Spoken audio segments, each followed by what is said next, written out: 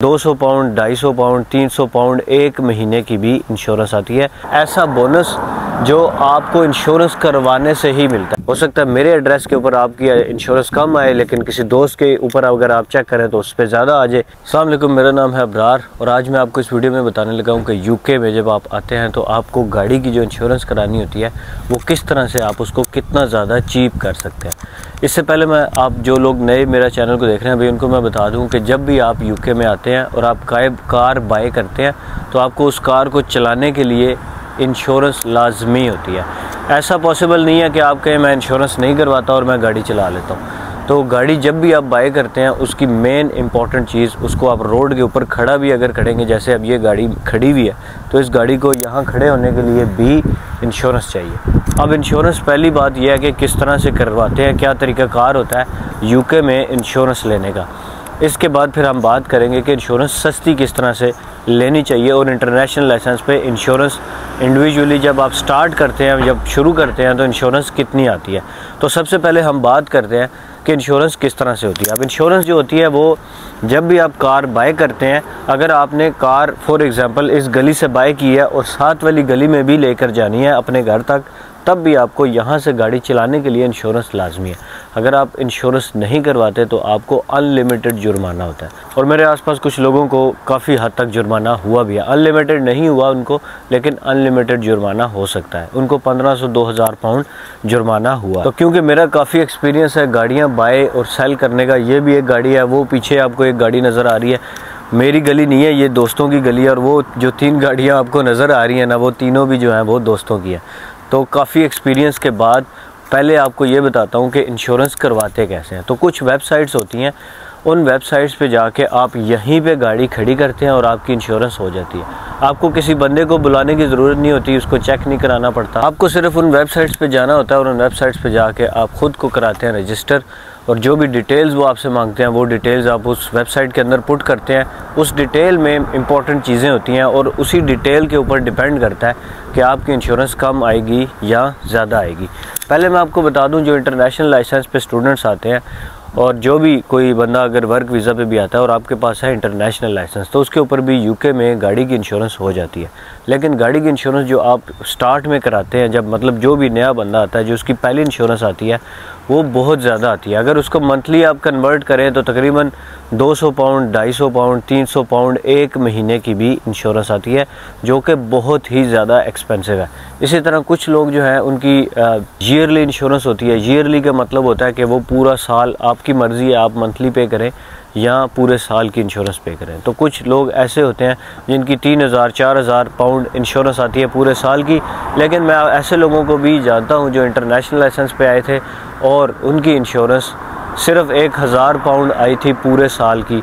तो मैं आपको आज वही ट्रिक्स और टिप्स बताऊंगा कि वो जो डिटेल्ड आप उन वेबसाइट्स में फ़िल करेंगे, उन वेबसाइट्स में जब वो डिटेल आप फिल करेंगे तो उन डिटेल्स को फिल करते वक्त आपने किन चीज़ों का ख्याल करना है जिसकी वजह से आपकी इंश्योरेंस कम या ज़्यादा होती है। तो उन डिटेल को फिल करने से पहले हमें ये जानना ज़रूरी है कि कौन सी ऐसी डिटेल्स हैं या कौन सी ऐसी चीज़ें हैं जिनकी बुनियाद पे आपकी जो इंश्योरेंस है वो कम या ज़्यादा होती है। तो सबसे इम्पॉर्टेंट चीज़ होती है वो होती है नो क्लेम बोनस।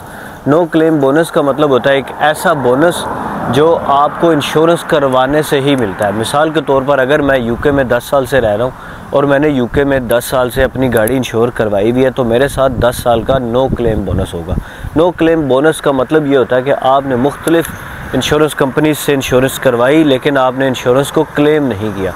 तो जब आप इंश्योरेंस क्लेम नहीं करते 1 साल, तो आपका 1 साल का नो क्लेम बोनस बन जाता है। मतलब कहने का ये है कि आपने जितने साल भी इंश्योरेंस कराई लेकिन आपने इंश्योरेंस यूज़ नहीं की कहीं पे भी, तो आपकी इंश्योरेंस अगले साल उससे कम हो जाती है। जब मैंने अपनी इंश्योरेंस शुरू की थी उस टाइम मेरी इंश्योरेंस थी 300 पाउंड और अभी 1 साल का मेरे पास नो क्लेम बोनस भी है। और कुछ ट्रिक्स ऐसी मैंने यूज़ की, उन ट्रिक्स की वजह से मेरी जो अभी इंश्योरेंस है वो 77 पाउंड जो है वो एक महीने की आ रही है। लेकिन ये हर किसी की नहीं आती। तो क्योंकि आप लोग नए आएंगे यूके में, तो नए आने वाले बंदे के पास नो क्लेम बोनस नहीं होता, तो इसलिए आप तो इस चीज़ से निकल जाएंगे कि आपके पास नो क्लेम बोनस नहीं है। हाँ, अगर किसी बंदे के पास इंटरनेशनल नो क्लेम बोनस है, यानी पाकिस्तान में अगर आपने अपनी गाड़ी की इंश्योरेंस कराई थी और आपके पास नो क्लेम का सर्टिफिकेट है, तो फिर आप नो क्लेम का बोनस ले सकते हैं। दूसरी इंपॉर्टेंट चीज़ होती है आपका लाइसेंस कितना पुराना है। अगर आपका लाइसेंस 10 साल पुराना है तो आपकी इंश्योरेंस उतनी ही कम आएगी। लेकिन कुछ लोग कहते हैं यार इंटरनेशनल लाइसेंस तो हमारा नया है, वो तो 1 साल पुराना भी नहीं है, तो उसको किस तरह से हम, तो आप इससे फ़र्क नहीं पड़ता कि आपका इंटरनेशनल लाइसेंस कितना पुराना है। इससे फ़र्क पड़ता है कि आपका जो पाकिस्तानी लाइसेंस है वो कितना पुराना था। तो आपने उस लाइसेंस की डेट लिखनी है। फॉर एग्जांपल मैं 10 साल से पाकिस्तान में गाड़ी चला रहा हूँ और मेरे पास 10 साल पुराना पाकिस्तान का लाइसेंस है, तो मैं लिखूंगा 10 साल पुराना। उसके बाद इस चीज़ पे डिपेंड करता है कि आप किस एरिया में रहते हैं। जैसे ये एक एरिया है, हर मोहल्ले का एक पोस्ट कोड होता है, तो आप जो पोस्ट कोड है उसको डिफरेंट एरियाज़ का चेंज करके चेक कर सकते हैं। हो सकता है मेरे एड्रेस के ऊपर आपकी इंश्योरेंस कम आए, लेकिन किसी दोस्त के ऊपर अगर आप चेक करें तो उस पर ज़्यादा आ जाए, या हो सकता है कि आपके भी उस पर ज़्यादा आ रहा हो। तो मतलब आप डिफरेंट एड्रेसेस चेंज करके उसमें चेक कर सकते हैं। एक चीज़ ये भी होती है कि आप एक्सेस कितनी देना चाहते हैं। एक चीज़ उसमें होती है एक्सेस। एक्सेस का मतलब ये होता है कि अगर आपकी गाड़ी कहीं ठुक जाती है तो आप कितनी पेमेंट करेंगे क्लेम करने से पहले। तो भाई वो पेमेंट जो है वो भी इंपॉर्टेंट होती है। वो आप जितनी ज़्यादा सेलेक्ट करेंगे उतनी ही आपकी इंश्योरेंस कम आएगी। एक और चीज़ होती है जिसको हम कहते हैं कि आपकी इंश्योरेंस कौन सी होनी चाहिए। 2 किस्म की इंश्योरेंस होती है, एक होती है कॉम्प्रिहेंसिव और एक होती है थर्ड पार्टी इंश्योरेंस। तो आपने थर्ड पार्टी को भी चेक करना है, कॉम्प्रिहेंसिव को भी चेक करना है। अगर ज़्यादा फ़र्क नहीं है तो फिर आपने कॉम्प्रिहेंसिव की तरफ ही जाना है, क्योंकि कॉम्प्रिहेंसिव इंश्योरेंस जो है वो काफ़ी ज़्यादा अच्छी होती है थर्ड पार्टी से। कॉम्प्रिहेंसिव इंश्योरेंस का मतलब ये होता है कि आपकी अगर गाड़ी ठुक जाती है तो कंपनी आपकी गाड़ी भी ठीक करा के देगी और किसी और की गाड़ी जिसकी आपने ठोकी है उसकी भी ठीक करा के देगी।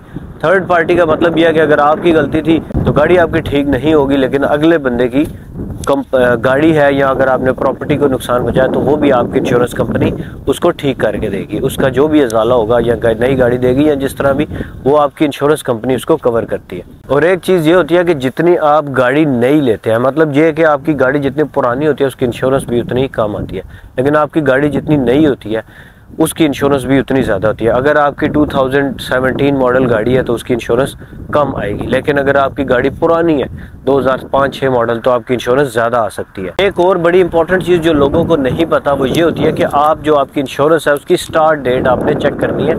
अगर आप स्टार्ट डेट फ़ौरन से डालते हैं, कहते हैं यार मुझे आज ही इंश्योरेंस चाहिए, कल ही चाहिए, तो आपकी इंश्योरेंस हाई आती है।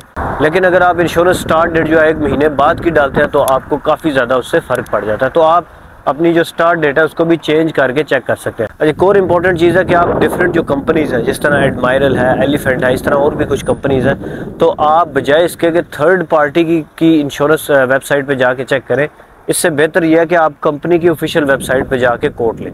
आप जब भी डिफरेंट कंपनीज़ की ऑफिशियल वेबसाइट पे जाके अपना डाटा फिल करेंगे और उनसे कोड लेंगे तो वहाँ पे काफ़ी हाई चांसेस है कि आपकी इंश्योरेंस काफ़ी कम आ जाएगी। लेकिन फिर भी अगर इन सारी हथकंडों के बावजूद आपकी जो इंश्योरेंस ज़्यादा ही आ रही है तो फिर मेरा मशवरा ये है कि फ़िलहाल आपको गाड़ी नहीं लेनी चाहिए। 1-2 महीने सब्र कर लें, 1-2 महीने बाद दोबारा से जब ये चीज़ें दोबारा ट्राई करेंगे तो आपकी इंश्योरेंस कम या ज़्यादा हो सकती है। एक और ट्रिक ये भी होती है कि आप गाड़ी बाय करने से पहले उसकी जो नंबर प्लेट होती है, वो नंबर प्लेट के थ्रू आप चेक कर सकते हैं कि आपकी इंश्योरेंस इस गाड़ी पे कितनी आएगी। तो हर गाड़ी पे भी इंश्योरेंस थोड़ा बहुत फ़र्क हो सकती है, लेकिन इंश्योरेंस का ज़्यादातर कंसर्न ड्राइवर के साथ होता है, गाड़ी के साथ बहुत कम होता है। होपफुली चीज़ें समझ आ गई होंगी, अगर नहीं समझ आई तो कमेंट्स में ज़रूर पूछें। थैंक यू, खुदा हाफिज़।